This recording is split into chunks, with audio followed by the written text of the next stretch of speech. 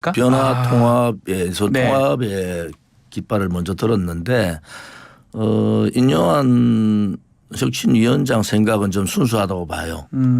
그런데 이제 그 상대 네. 그 홍준표 시장이나 이준석 대표 네. 좀 순수하지 않다. 아, 순수하지 또 않다. 하나는 예. 그것을 지켜보고 있는 여당 지도부 네. 더 순수하지 않다. 순수하지 않다. 그러니까 예. 쫓겨나가는 모습을 연출 안 하겠다는 거죠. 아. 우리는 노력했는데 아하. 그 사람들이 그냥 나갔다. 예. 이런 모양으로 지금 가는 것 같아요. 그 말씀이거든요. 홍준표 대구시장이 화를 많이 냈고요. 이준석 전 대표도 뭐 지금 좀 모욕이라고 하고 황교안 시즌 2 뭐 김기현 대표 분수 모른다고 막 그렇게 말씀하셨고요. 홍준표 시장 대표할 때 네. 김기현 대표가 대변인 했잖아요.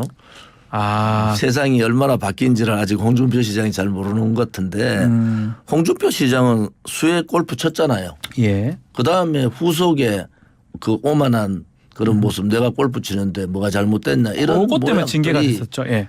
국민들로부터 지탄을 받았잖아요. 자기는 지금 아무 잘못이 없는 식으로 얘기하는데 네. 홍준표 시장 스스로가 좀 돌이켜봐라. 징계를 왜 받았는가. 국민 동의가 없이 징계할 수는 없잖아요. 네. 국민 정서상 징계를 안 하면 안 되는 상황이 됐는데 김기현 김기현 대표에 대해서 홍준표 시장이 그래 막 이렇게 막말하는 게 결코 전 당대표를 했던 사람의 품위가 맞는가. 좀 자숙해라. 저는 그 홍준표 그 입을 닫아라. 이렇게 좀 얘기해 주고 싶어요. 또 그런 얘기도 했어요. 총선 후에 새로운 세력하고 다시 시작하면 된다. 이게 어떤 의미입니까? 보수 신당에 합류할 수 있다 이런 얘기인가요? 그까지는 안 갈 거예요. 왜냐하면 현직 시장인데 예. 문제는 김기현을 말하지만은 그 눈은 용산을 쳐다보고 있는 거잖아요. 아, 말은 김기현 대표 얘기지만 사실은 용산 메시지 윤 용산에 대통령한테 가는 막 얘기하고 싶은데 예. 또 그거는 못할 것 같고 좀 비겁하잖아요. 그래서 홍준표 시장은 어차피 총선 끝나면은 네. 용산하고 각을 안 세울 수가 없어요. 다음 자기 나름대로도 뭐 대구시장 이후에 대권의 꿈이 있으면은 네. 각을 세울 수밖에 없잖아요. 네. 조금 일찍 세웠다. 단지 하나 그 세우는 것이 비겁하게 용산을 직접 공격하지 않고 김기현을 공격했다. 네. 홍준표답지도 못하고 이제는 총기도 좀 떨어진 것 같다. 그게 좀 가만히 있어라 이런 얘기죠.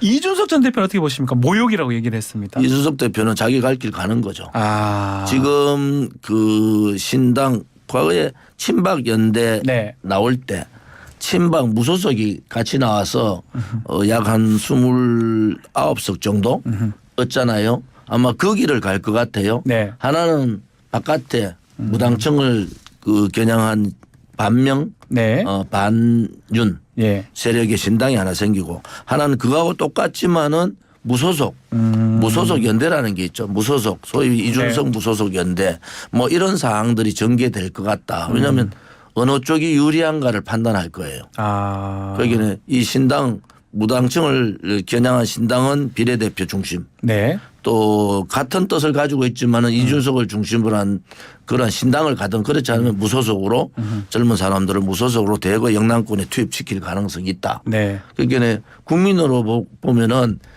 양쪽의 적을 다 상대해야 되는. 아하. 여기는 민주당도 상대해야 되고 무당층을 유승민을 중심으로 한 신당도 상대해야 되고 예. 또 하나는 이준석을 중심으로 한 그 소위 자기들이 말하는 개혁의 무소속 연대도 상대해야 예. 된다. 이번 총선은 영남권에서 무소속 열풍이 많이 분다.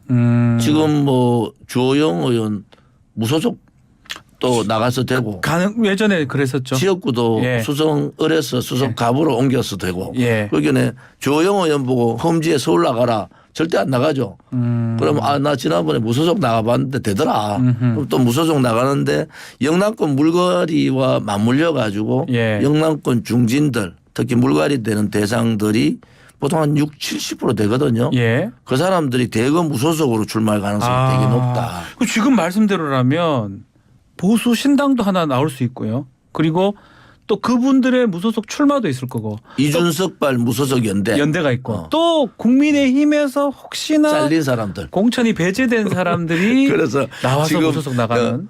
그 셈법이 복잡하더라고 대구를 보니까 제 지역도 한 10명 나오는 것 같아요. 달서구 병이죠. 달서구 병 지역. 그래서 예. 이번 선거는 영남권이 네. 굉장히 이 선거의 핵심 키워드다. 그러면 TK 지역에 지금 국회의원 수도 많기는 많은데 지금 국민의힘 입장에서는 지금 말씀대로 민주당도 있지만 오히려 내부에 나가는 사람들이 지금 더 영남권 두렵겠는데요. 특히 TK는 이미 최경환, 우병우, 예, 두 분 출마한다고 그다음에 얘기했습니다. 이제 이쪽은 이제 이준석, 천하람, 예.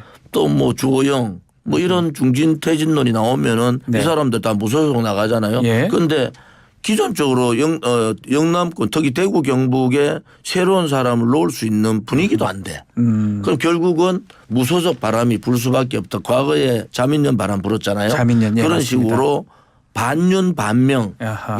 무소속 양쪽 다 싫다. 아하. 이런 무소속이 나올 가능성이 대단히 높다 이래 보는 거죠. 그 같은 맥락인가요? 영남 중진 험지 출마하라 인요한 혁신위원장이 얘기를 좀 했는데 요거 그런 거 생각한 걸까요? 아니면 어떤 의미라고 봐야 됩니까? 영남권 3선 이상이 한 예. 6명 되잖아요. 예.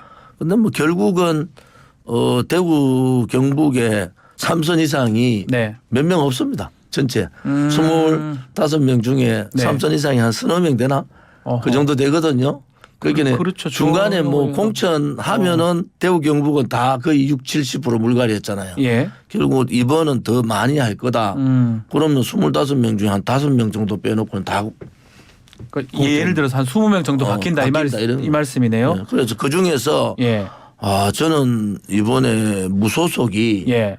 한 20명 중에서 무소속이 3분의 1 정도 나올 가능성이 높다. 나올 이래 것이다. 봐요. 7, 8명의 무소속 당선 가능성이 있다 이래 봐요. 그럼 그분들이 그 영남의 중진들이 정말 수도권에 갈 수는 없는 겁니까? 수도권 가면은 될 수 있는 데는 강남권밖에 돼 있습니까? 그런데 그럴 바에는 바로 영남이 놔두지 수도권 데려옵니까? 그러면 이게 참 그런데 예. 사실은 3선 이상 정도 되면은 네. 자기 희생을 각오해야 돼요. 보수는 네. 희생이 필요합니다. 그런데 그런 희생할 수 있는 국회의원들이 없죠. 제가 주호영 그 의원, 네. 의원 이름 나왔을 때 네. 서로 친구니까 네. 뭐 연락하셨습니까? 내가, 연락했는데 예. 답답하지 본인도. 속상할 근데 수도 있겠네요. 인요한 혁신이가 예. 이렇게 기득권을 바꿔야 되는데 기득권 행태를 해요. 시스템을 바꾸고 나름대로 논의를 통해서 논의 없이 갑자기 김기현, 조영 두 사람 이름을 대니까 언급했습니다. 예. 이게 도대체 뭔가 정권을 줬다는데 아까 오신환 전 의원 얘기는 정권이 없다고 얘기하는데 그럼 거짓말이잖아. 인요한 위원장은 정권을 받았다고 얘기하는데 네. 그래서 그런 부분에서 서로 엇박자가 나는 거죠. 그런데 지금 좀 우려스러운 것은 뭐 인요한 위원장도 출마에 대해서 뭐 안 한다 소리 하지 않고 네. 혁신위원들 출마하는데 도와준다 하는데 그러면은 딴 생각까지잖아요. 옛날에 비대위 할 때 네. 뭐 박근혜 비대위 뭐 여러 비대위 할 때도 비대위원들이 출마할 의향을 가지니까 전혀 다른 얘기를 하더라고. 그것도 2달밖에 안 남았는데 그러면은 출마를 위한 하나의 과정인가 그러면 혁신이 안 되죠. 혁신이 안 된다. 그 김기현 대표가 혹시 서울 가겠다 이렇게 얘기할 수도 있나요? 저는 김기현 대표가 당 대표로서 전국 선거를 해야 되면은 아무튼 지역구는 빨리 버리는 게 좋아요. 울산 지역. 울산 지역에 있어서 그 선거운동 할 수 있습니까 당 대표가? 그럼 떨어진다고요. 그럼 떨어진다. 그리고 자기 정권은 끝이잖아요. 그래서 김기현 대표가 지역을 버리고 당 대표들이 많이 했던 방법이 있어요. 비례대표 당선이 왔다 갔다 하는 그 번호 정도. 예. 거기에 성부수를 던져야죠. 글로 가야 된다. 그렇지 않으면은 국민의힘 의원이 없는 민주당이 의원이 있는 지역. 네. 그래도 한 붙어볼 만한 지역. 뭐 그런 갈만한데. 지역을 예. 선택해야 되죠. 지금 더 시간 끌지 못할 걸요. 김기현 대표도 고민이 많겠지만은 결국은 용산도 김기현 대표가 그 정도는 희생을 해야 되는 거 아니냐. 그걸 전제로 김기현 대표를 그냥 유지하고 있는 거 아닌가 이래 보는 거죠. 희생이 매우 중요하다. 그러면 지금 인요한 혁신위가 좀 공천이나 이런 좀 뭔가 파격적인 뭔가 이런 걸 할 수가 있을까요? 인요한 혁신위는 2달인데 벌써 뭐 한 열흘 가까이 되잖아요. 예. 그러면은 소위 이 모든 얘기를 다 해야 돼요. 기득권 네. 또 내려놓기 음흠. 또 지역에 대한 문제 이번 오늘 뭐 5.18도 네. 가고 어제 이제 그 참사 그 이태원 참사 그것도 갔잖아요. 그렇습니다. 이태원 참사 인요한 위원장이 개인 자격으로 아니 혁신위원장인데 개인 자격이 어디 있어요. 음흠. 혁신위원장 자격으로 간 거죠. 네. 그래서 그런 행보 플러스 네. 국민들이 국민의힘에 뭘 바라는가 다 알잖아요. 일반 국민들이 다 알아요. 네. 그 일반 국민들의 눈높이에서 빨리 많은 것을 떠들어라. 이루는 것은 차후의 문제예요. 예. 선택은 당에서 하지만은 혁신위는 할 수 있는 얘기를 다 해야 됩니다. 다 해야 된다. 뭐 아내 아들 버리지 못한다. 버릴 각오까지 해야지. 아, 자식도 아내도 버릴 각오를 해야 된다. 아들은 자식은 못 버리는데 아내는 이혼하면 되잖아. 아, 이혼까지요. 네. 자, 근데 이제 이 총선이 가장 이 총선 룰이나 이런 게 가장 중요한 이슈여야 되는데 이번 주에 지금 인재 영입 뭐 위원회 아니면 총선 기획단 이게 지금 국민의힘 출범이 됩니다. 자, 이거하고 좀 배치될 것 같기도 하고 또 인재 영입 위원장 어떤 인물이 할지도 좀 궁금하기도 하고요. 인재영입 위원장은 아마 전반적인 예. 지역구 상황들을 다 파악해야 돼요. 이 사람을 영입했는데 그냥 뭐 비례대표로 줄 수 있는 사람도 있고 네. 지역을 나가야 되잖아요. 그러면 그 밑에서 보고 올라온 거까지는 힘들어요. 왜냐하면 저 사람이 만약에 공천 안 주고 새로운 인재를 거기에 넣었을 때 저 사람이 무소속 나왔을 때 민주당을 이길 수 있느냐. 아. 그런 여러 가지 정치 공학적 사항까지 다 이해해야 되기 때문에 지금 뭐 초선 재선인데 그 정도 하기 힘들 거예요. 그래서 권영세 전 장관 그 정도 레벨은 돼야 그 된다 이 정도는 말이죠. 돼야 네, 그 정도 되는데 레벨인 말로 뭐 말씀하시죠. 중진 배제해서 아니 인재 영입하는데 중진하고 무슨 상관이 있어요. 인재 영입 위원장은 어차피 자기 지역구도 위험하지만은 전체 그림을 그려야 되잖아요. 예. 그러면은 권영세 장관 말고 누가 있을까? 아. 저는 언뜻 떠오르지 않더라고요. 아하. 권영세 장관이 왜냐하면 맞는 게 이게 맞다. 각 지역의 전반적인 사항들을 다 파악하고 있어야 되고 그 성향들도 다 파악해야 되잖아요. 그래서 선대본부장 대통령 선거 선대본부장도 하고 뭐 올해 사무총장까지 다 해본 사람이라서 그런 학습이 돼 있다. 저는 그래 보는데 본인이 할까 안 할까의 문제는 본인이 결정. 근데 이러면 혁신위하고 또 인재영입위하고 총선기획단 좀 충돌의 여지는 없는 겁니까? 혁신위는 예. 할 얘기를 다 하는 게 혁신이에요. 그걸 받아들이고 안 받아들이고 그런 거는 김기현 지도부고 네. 김기현 지도부가 안 받아들이면 그냥 다 망하자는 거지. 그게 정권을 줬다는 것은 김기현 지도부가 최고위의 이 혁신위가 올라온 안에 네. 최고위는 통과 의뢰로 넘겨라. 그래야지 국민의힘이 제대로 간다. 네. 그리고 혁신위가 시간이 없기 때문에 빨리빨리 혁신 과제들을 예를 들어서 용산 대통령실의 혁신 과제 뭐 대통령 비서실장부터 빨리 바꿔라 이런 얘기를 해야 돼요. 그 얘기도 가능하다는 겁니까? 해야 되죠. 그다음에 국무총리 민생의 경제에 올인할 수 있는 그러한 시스템 국민들이 이제 지금의 국무총리 이런 상황보다는 내각도 좀 바꿔라. 뭐 이런 혁신이가 하는 거고. 예. 어제 제가 추모 그 예배에 갔는 네. 윤 대통령을 보면서 뒤에 이상민 장관이 앉아 있더라고. 행정안전부. 아하. 국민들 버글버글 끓게 하는 거잖아요. 아하. 왜 이상민 장관을 바로 뒤에 앉혀요? 그만큼 정치적인 행위들이 아직도 멀었구나라는 생각이 들어요. 이상민 장관은 뭐 추모 예배 가도 저 뒷구석에 앉아 있어야 되는 거 아닌가요? 그 대통령 뒤에 앉아 있으면은 국민들이 그거 볼 때 다른 생각을 하는 거예요. 그 말 나온 게 어제 이태원 참사 1주기 이 추모식에서 유가족들이 그 부탁을 했던 것 같아요. 윤석열 대통령 한 번 더 부탁을 참석해달라. 결국은 불참하고 뭐 추도 예배로 갔다고 하는데 어떻게 봐야 됩니까? 뭐 윤석열 대통령이 할 수 있는 얘기는 다 하셨는데 네. 문제는 민주당이 네. 유가족 분들을 너무 이용한 상황입니다. 처음부터 우리는 정당 배제하겠다 이렇게 해야 되는데 이게 뭐 바꾸어 가지고 했는데 결국은 윤석열 대통령이 가도 인요한 혁신위원장이 봉변당한 듯이 당할 거 아닙니까? 그런 그림을 민주당은 바라는 거죠. 아하. 그러니까 당구 치시잖아요. 예. 한 큐를 벗겨서 친 거죠.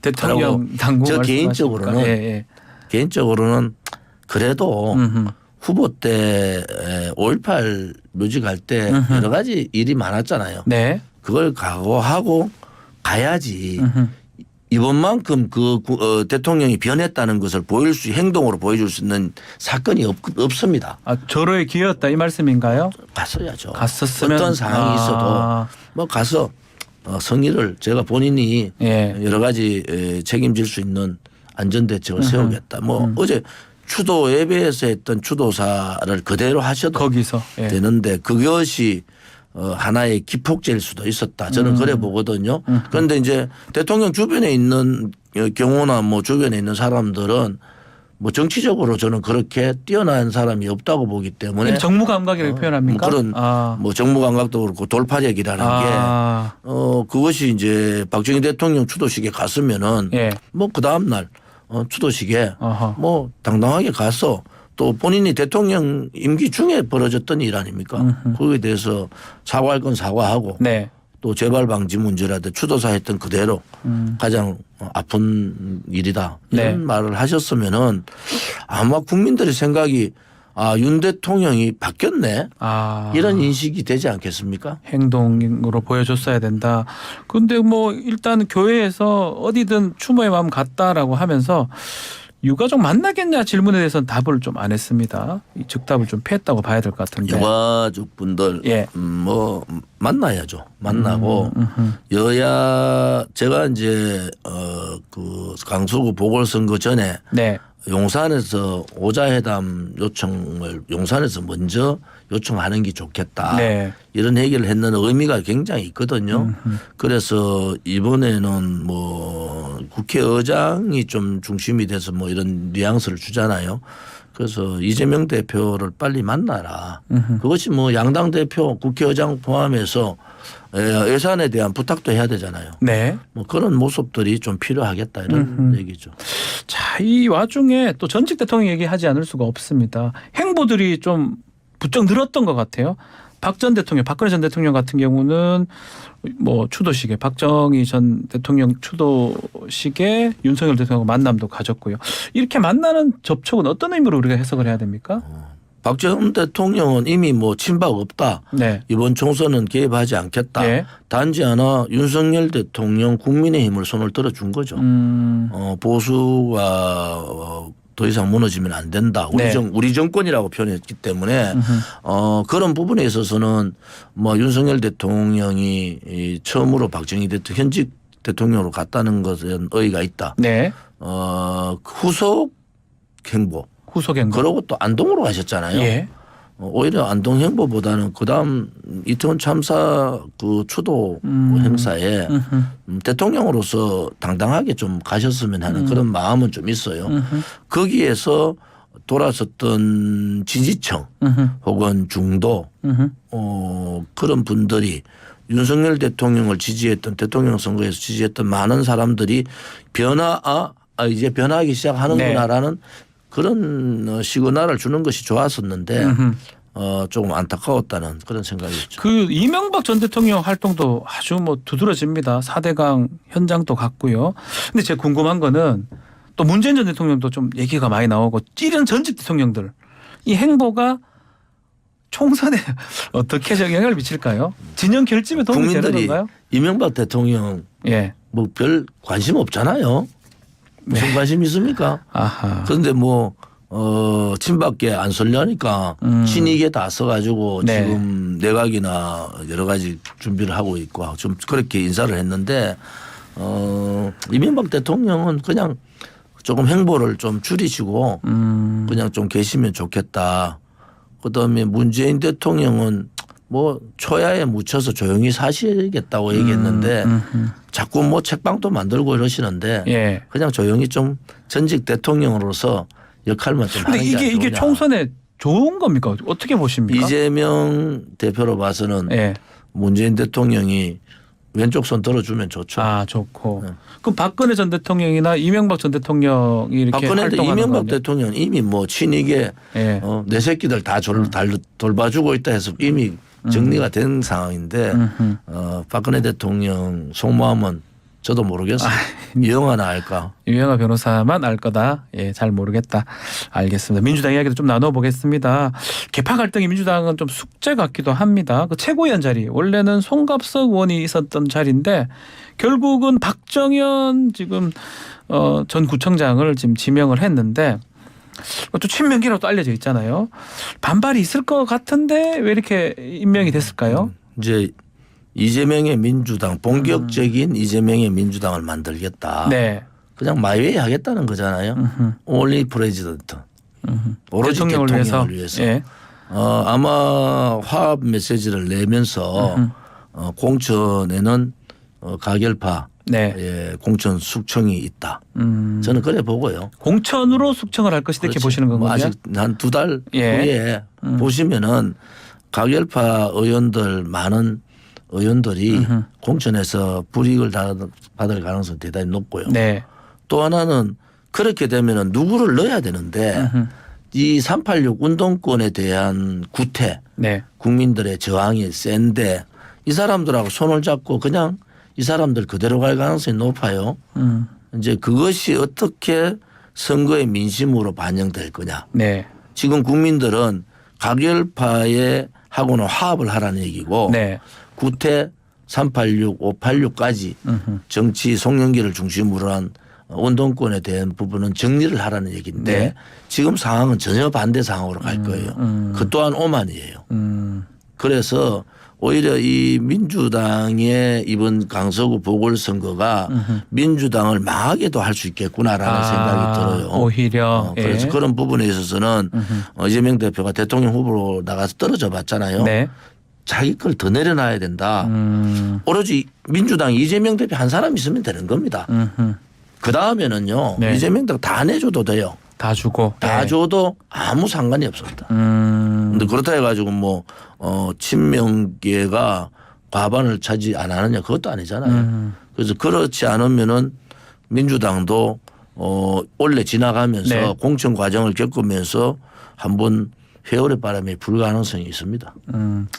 또 그리고 지금 뭐 송영길 전 대표 말씀도 하셨지만 총선에 지금 조국 전 장관이나 추미애 전 장관 또 송영길 전 대표 이런 분들이 출마도 할 수 있다라고 얘기가 나오고 또 우리 송갑석 의원이 이 출마하면 좀 안 된다. 대통령 심판론이 이번 중요한 정권 심판론이 중요한 이슈인데 방해해야 된다. 이런 얘기가 나옵니다. 어떻게 보십니까? 지금 뭐 조국 추미애 송영길 네. 국회의원 해야죠. 안 하면은 자기가 살아남을 수가 없다고 지금 다 지금 재판에 이제 여러 가지 인류대가 있는 상황인데 이재명 대표 보고 뭐 방탄국회라 얘기하지만은 방탄국회의원을 할 수밖에 없는 구도다.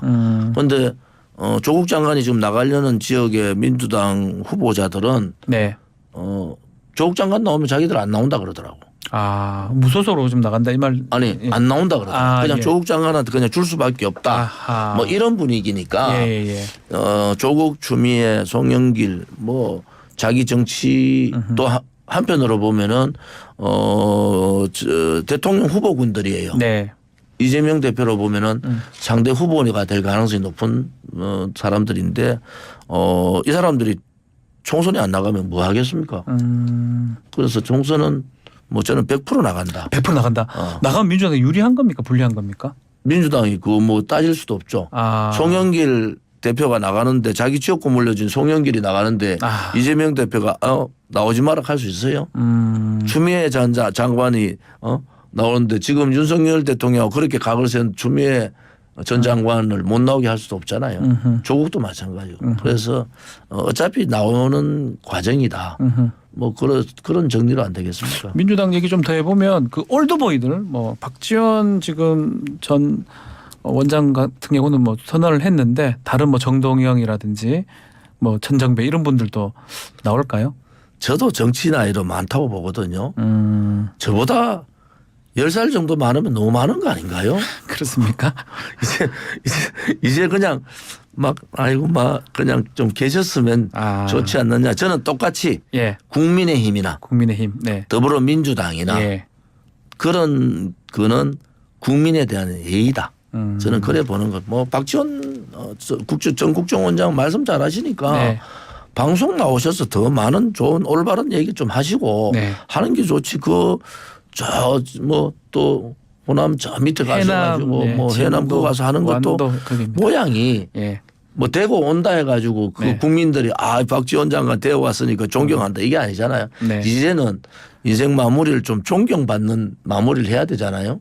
그럼 만약에 뭐 용산이나 종로나 이런데 박지원 원장이 출마를 한다면 어떻게 되는 거예요? 그냥 참으시지. 정의당 이야기도 좀 해보겠습니다.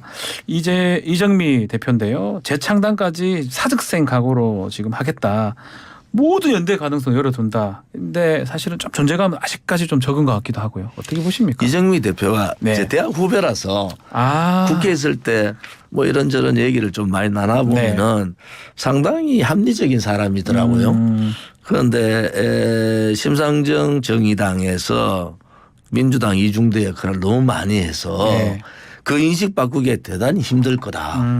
그러면 정의당 내에서도 한 4개 정도가 막 이 목소리들 다르잖아요. 네. 그래서 정의당이 어떻게 될까. 한편 저는 민주당이 좌파의 중심은 되지만은 대한정당 없는 좌파도 안 된다. 또 국민의힘에 대한정당 없는 우파도 안 된다. 그래서 서로가 오만하고 무책임하고 내로남불 정당이 정신을 차리려면은 민주당의 대한정당으로 정의당이 정의당. 좀 한 10석이 있어야 예, 되고 예. 그다음에 국민의힘의 대한정당으로 뭐 우리 공화당이나 공화당 말씀, 이런 데서 네. 10석을 가지면은 함부로 못할 거예요. 왜? 뭐 한쪽에서 특권 다 내려놓자고 막 떠들면은 네. 따라올 수밖에 없잖아요. 그래서 그런 국민들의 선택이 이제는 양당에 너무 지쳤지 않습니까?